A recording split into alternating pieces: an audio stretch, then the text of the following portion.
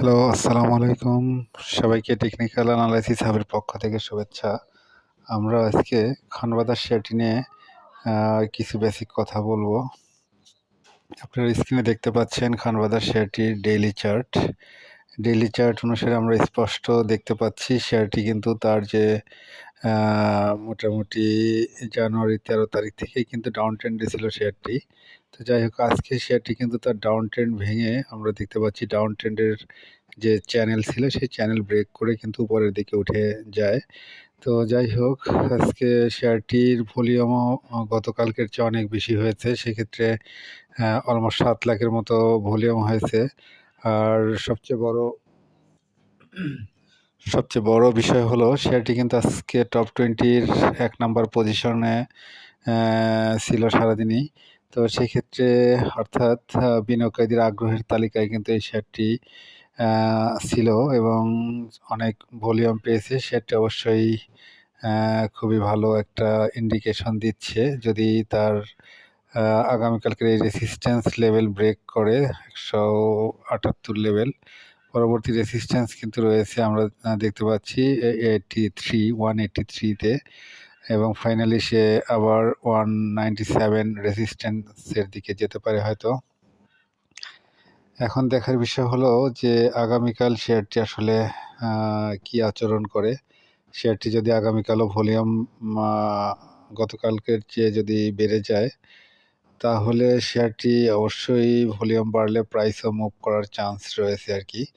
তো সেই ক্ষেত্রে আমরা এই শেয়ারটি অবশ্যই একটু অবজার্ভ করতে পারি।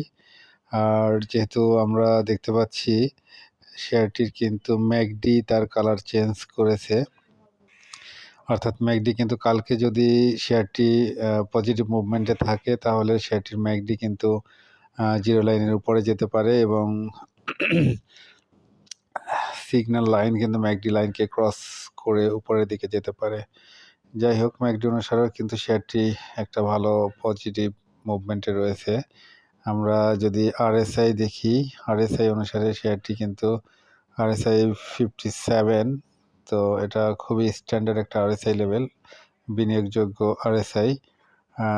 আর যদি মানি ফ্লো দেখি, মানি ফ্লো যেহেতু শেয়ারটি ডাউন ট্রেন্ডে ছিল, তো ডাউন ট্রেন্ডে থাকার কারণে শেয়ারের সেল প্রেশার কিন্তু খুবই কম থাকে, অর্থাৎ অনেকটা ওভারসোল্ড জোনের দিকে চলে যায়। তো সেই ক্ষেত্রে শেয়ারটির কিন্তু এখন সেলার তেমন নাই। এখন শেয়ারটি যদি বায়ার যদি একটু অ্যাগ্রেসিভ হয় বা অ্যাক্টিভ হয় তাহলে কিন্তু শেয়ারটির মানি ফ্লো আবার কিন্তু বাড়ার সম্ভাবনা রয়েছে।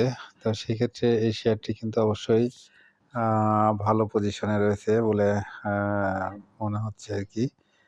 তো যাই হোক, আমরা এই শেয়ারটির যদি বোলিঙ্গার ব্যান্ড দেখে আসি,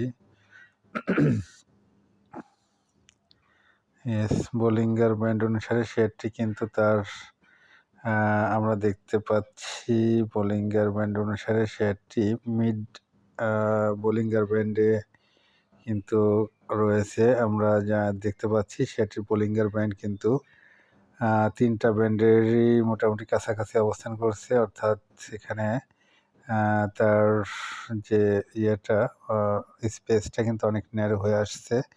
সেক্ষেত্রে যদি কাল মিড বোলিঙ্গার ব্যান্ডের উপরে গিয়ে অবস্থান করতে পারে তাহলে পরবর্তীতে কিন্তু সে তার আপার বোলিঙ্গার ব্যান্ড 190-র দিকে কিন্তু যাওয়ার চান্স রয়েছে আর কি।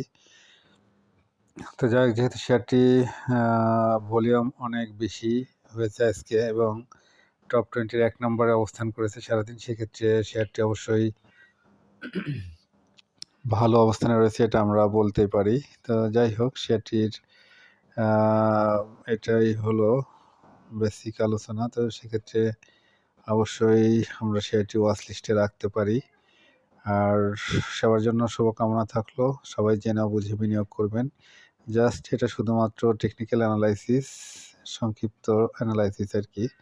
আর শেয়ারটি যেহেতু আমরা জানি যে ফান্ডামেন্টালি খুবই উইক একটা কোম্পানি, সেক্ষেত্রে আমরা অবশ্যই বলবো যে জেনে ও বুঝে বিনিয়োগ করবেন। সবাই ভালো থাকবেন, সবার জন্য শুভকামনা থাকলো। Good night.